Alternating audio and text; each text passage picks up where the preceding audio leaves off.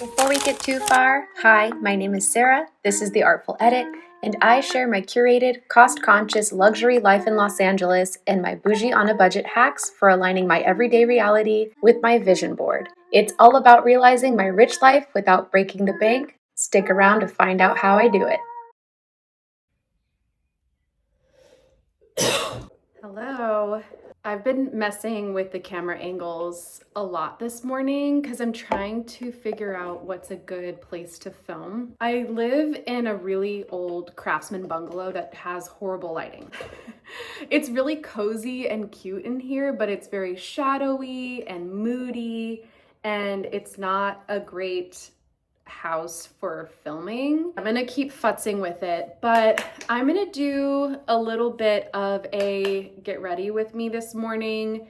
I have a yoga class that I'm gonna attend. Well, I'm definitely going to be late to yoga. It's a free yoga class, so on the note of no spend, I'm just trying to get in the mindset of free activities, free things to do around the city, which there are plenty of things.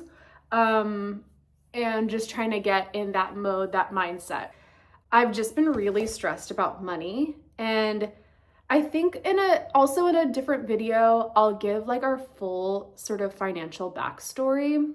The reason I'm doing a no spend is because I've been noticing since really January, we've been slipping into some old bad habits, which is really just living well beyond our means. And we would kind of do this thing where we meet monthly to talk about our finances, and we would look back at the month and say, like, what did we do? What numbers did we hit? What budgets did we hit? Which ones did we go over? We overspent in certain areas, and we'd be like, okay, well, so next month we need to recalibrate and we just need to right the ship and balance things out. But inevitably what was happening was we weren't righting the ship. The next month would go by and we had still spent too much money, sometimes even more than the month prior. So a no spend it is, because this kind of going back and forth about, oh, well, we'll just recalibrate a little bit next month and spend a little bit less so that it makes up for the overspending the month prior. Like, no, that's clearly not working. I need to go a little bit more cold turkey.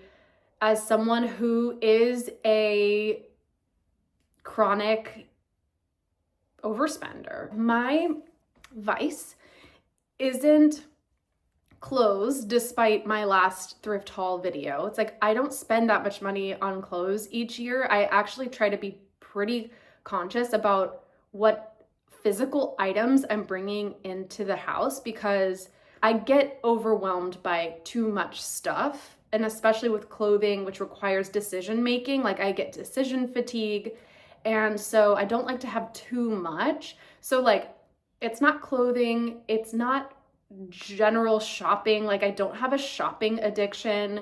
I don't shop fast fashion or big bulk stores. So like, you won't see me at Target making impulse purchases. I don't really like large crowds of people, so you won't see me at concerts spending hundreds of dollars on concert tickets. My husband and I are not really into sports, so we're not throwing down hundreds, sometimes thousands of dollars for, sports tickets. But where we do overspend consistently is in dining out. We love good food. We love trying new restaurants. It like fills us with joy. And so in the future, I want to be able to have a healthy budget that we can put towards that. Like, we've budgeted for it, we're accounting for it. I'm not saying that we can never spend on that, but for now, we've been just overspending what we currently have allocated towards it, and we don't really have wiggle room in our budget right now because we have other goals. We have other savings goals, we have other investing goals. So for the time being, we don't have any more money to throw towards that. And it's a slippery slope to where suddenly we are having to pull from a fund that I don't want to touch in order to pay for, our kind of more impulsive decisions. So that's one of our major areas of overspend.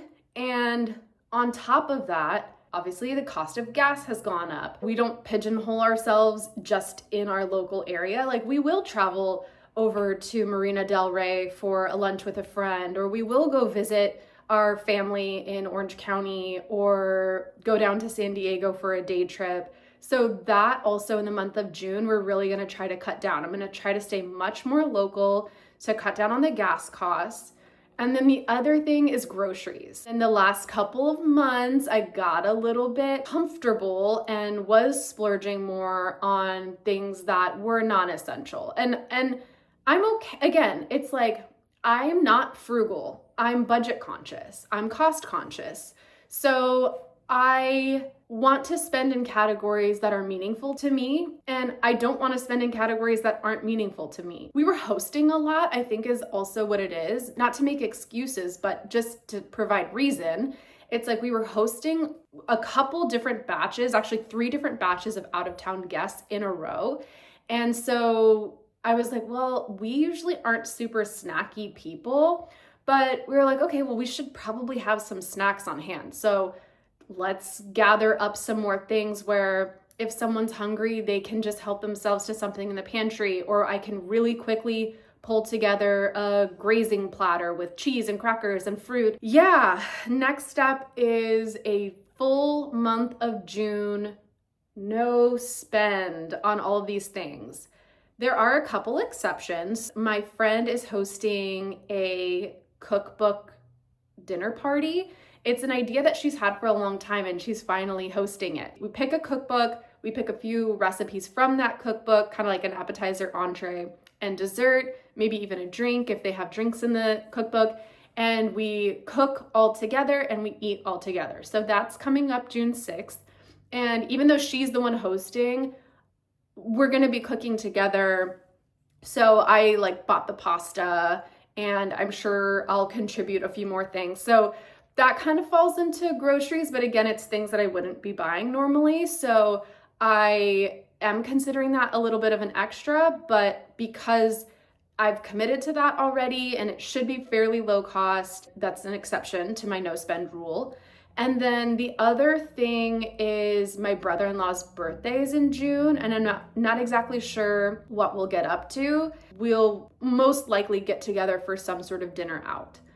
Otherwise, I'm planning on really doing picnics, and I'm planning on vlogging all of this. Ideally, post 1 vlog per week, kind of summarizing how it's going and what activities I'm getting up to, just because I feel like a lot of other people are feeling this pinch right now. Again, gas prices, grocery prices, cost of housing, all of these things are going up, up, up around us, and meanwhile, we have wage stagnation. Our incomes aren't going up. We have to just recalibrate, and there are plenty of other videos out there of people doing no spends and talking about finances, personal finance, what's happening kind of in the greater economy and how it's impacting them personally. And I've found a lot of inspiration from those, but it's time to do my own and to share it with you guys. It's gonna help hold me accountable, but I hope it's also interesting to you. Yeah, we'll see how it goes. Like I said, I have my yoga class today at Grand Park in downtown LA. I just want to get outside a little bit today, move my body a little bit today, try a free activity just to get in that mindset. I will also be sharing a little bit about how I'm planning for this upcoming no spend. So for now, I'll cut it off here and I'll share some other footage of my prep session. I almost forgot to film the final look.